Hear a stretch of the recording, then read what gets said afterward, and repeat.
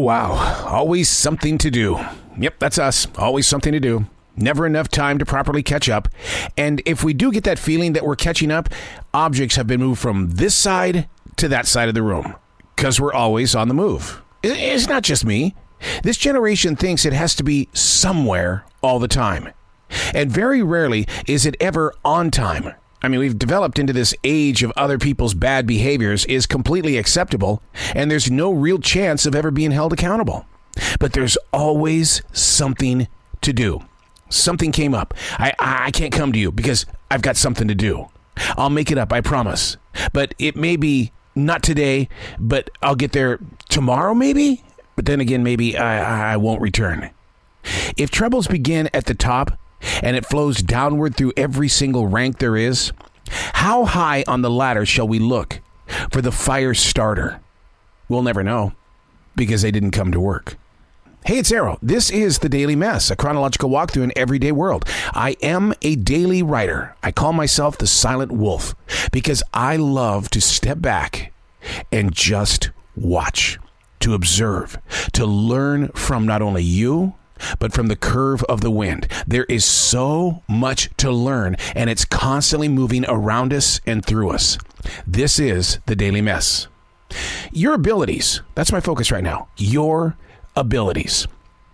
Who decides how many you've got and which one of your ability tools are available for everyone else to use?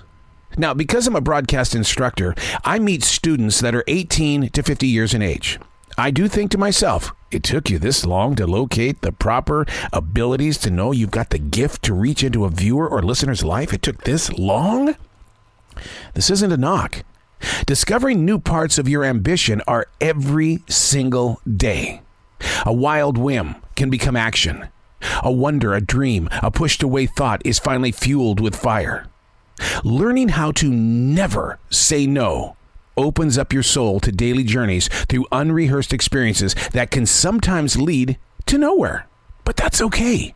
At least that step is every reason why you took the time to make the move, because something earlier in your life prepared you for this expected change. Your abilities. Who decides what is going to be used? That was one of my toughest journeys throughout the broadcast career that I've had for 44 years. I gave myself to these broadcast companies. They knew my abilities. I also knew my abilities, and it didn't always match what they saw were my abilities. But in order to keep that position in broadcasting, I had to only use what they needed. And if I wanted to put my other abilities in it, it was usually shoved to the side. But I think as we grow older and we become more wiser with our steps, we learn from how they trained those abilities that they needed for that moment. And we put them inside the other abilities that we've been holding on to for so long. A simple thought or a decision can become one of your greatest steps. But don't let it silence you if the one ability you think you've got isn't being used. Do what I do.